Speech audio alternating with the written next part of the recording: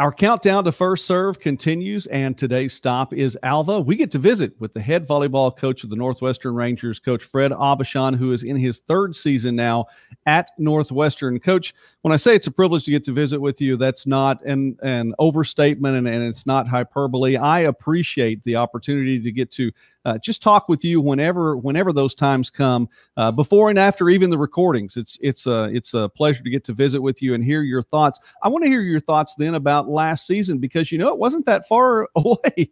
It wasn't a full year. It was a spring setting, and you all had a 9-6 record overall, finished fifth in the conference, got a playoff win, rallied to get a playoff win against an up-and-coming Southeastern team, and then fell to Southwestern. But overall, though, fifth in what would have been a challenging spring time. Can you talk about the spring? I really don't want to. I want to put that as far behind us as possible. No, it's. I think it's going to be a long time before we can ever start talking about seasons and years in a normal perspective, as opposed to having to refer to COVID in some way. It just, I think we're all excited to get that behind us someday. I know we're not ready to even close yet with the new Delta variant and everything that's going on with that, but last spring was tough. I think it was hardest on our seniors. And because they lost an opportunity to play a normal season, they lost the opportunity to play a lot of games. Going from 32 to 13 is a huge drop. But by the time we got to the spring season, the seniors they put in all they could. They 120 practices before our first game. I mean, that's so not normal. And I just felt really bad for the three of them. It was hard for them to hang on every day and to keep pushing, to do 5 practices to play one game. Volleyball is just not built that way. It was tough. It was really tough. But the positives that came from that is that our players are coming back a little sharper mentally. Volleyball IQ is a little higher. We're not having to go back to square one necessarily with our veterans, for not really being competitive for a long time. So there's that positive. And of course, the freshness of playing a season, the mental of let's get back on the horse and get back to work is there as well. Well, it's going to be a good opportunity for a lot of folks who watch Northwestern volleyball, I think, to get to see some new faces, and we'll talk about those here in just a moment. You talked about your seniors. Let's talk about one in particular, one who had some pretty good stats back in the spring. Katie Honeycutt, 3.74 kills per set and hitting at 262. So she had a good outing, and she'll be one of those leading you back into this season. Well, undoubtedly. I mean, if I want to keep my job, I'm going to make sure to keep our top player, in that light. There's no way to hide her. I mean, I think the conference knows Katie, and as much as I know a lot of the top players of the opposing teams, but she's proven herself. She's a great player, and there's no doubt she can do some pretty good things with the ball, both offensively and defensively. She's a big block, and right now Katie is basically filling a new role with the team. Now she's actually having to be a emotional leader and a verbal leader. Before, she could let the other girls lead and she just went out and did her job. But, taking on the new role now, I think Katie's doing pretty good with it. She's being a mentor to our young freshmen. We've been able to do some team bonding activities this year. Wow, so exciting to be able to do stuff like that again. Actually have meetings together in a room and not 6 feet apart. But Katie's doing a great job with that, that new thing that she has to do with the team and be a true verbal and emotional leader and for this team. But physically, Katie is Katie. She's big, she's strong, and she's very crafty for sure. She finds different ways to score, and she does it. She's still doing that now in practices. Well, as we were talking about new faces with the Northwestern Rangers, again, we're speaking now with Coach Fred Aubuchon. The Rangers picked 5th according to the 2021 preseason coaches poll coming in. Katie's one of those players, and it's just like you said, you can't hide her. The people know who she is.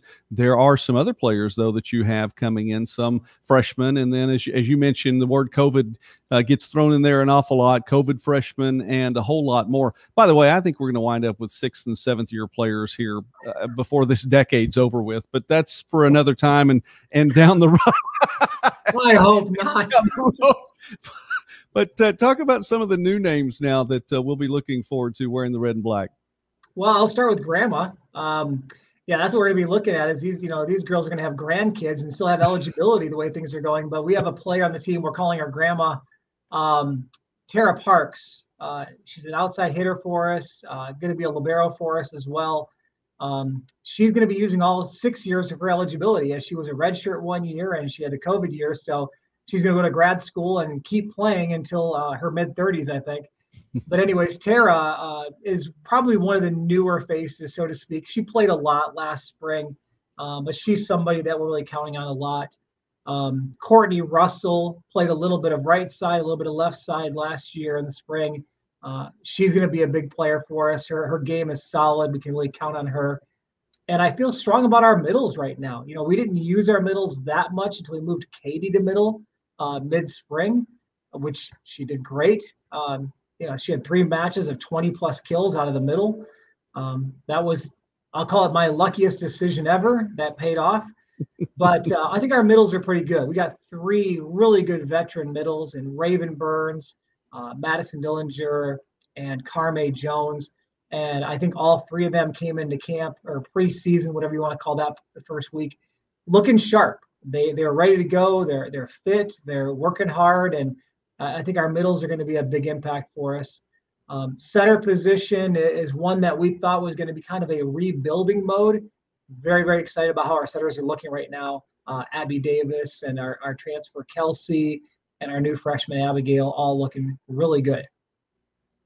Well, it should be fun to watch them too. And sometimes those lucky decisions that are good decisions are ones that you can hang your hat on, and it's all right. We'll just say it's a good coaching decision and go from there. The schedule gets underway here pretty quickly. September is just around the corner. You all have an interesting schedule as you play the festival at Angelo State. By the way, Angelo, one of the ranked teams in the country. You head over to Pittsburgh State. It is interesting, too, not only the Division II teams, you have a bunch of NAIA teams, Division II teams in the Central region, South Central, the Midwest.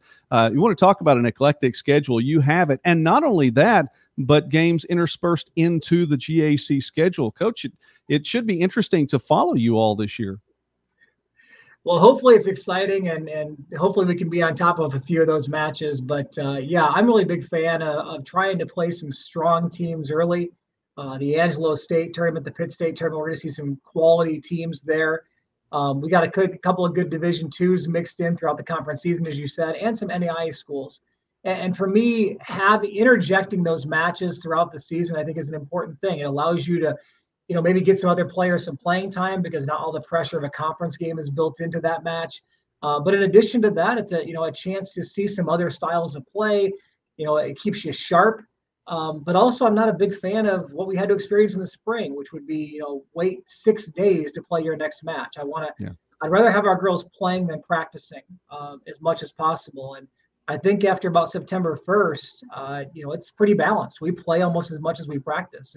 And I'd prefer that to be the case because honestly, in practices, we're going to play a lot anyways. So I don't want to waste all that effort and 6-on-6 against ourselves if we could play somebody else. Well, picked 5th according to the preseason coaches poll, and you were mentioning a little bit earlier that there were social distancing in the past, and although I appreciate the opportunity to get to visit with you video wise, it's going to be nice to get to see all the coaches that make it to Hot Springs in person this year, and we're looking forward to that time too. And according to the preseason poll, that might be the case for Northwestern. Again, picked 5th in the preseason coaches poll. Coach Fred Aubuchon, success to you and to the Rangers this year, and thank you so much for taking time with us as we count down to first serve here in the GAC. Well, thank you again, Joe. I feel the same way. I'm really excited to get back to being on the court and seeing you and other people back in person again. And I do want to comment about the 5th place preseason. I don't even know if we're the 5th best team in Oklahoma, let alone in the actual GAC, but I appreciated the respect from the coaches. I feel like I gave the same respect to all of them as well, that there's some great teams in this conference. I think there's a lot of teams that have been in the bottom 4 or 5 the last couple of years that look fantastic. I know it's going to be a great season for all of us this year. Thank you, Coach.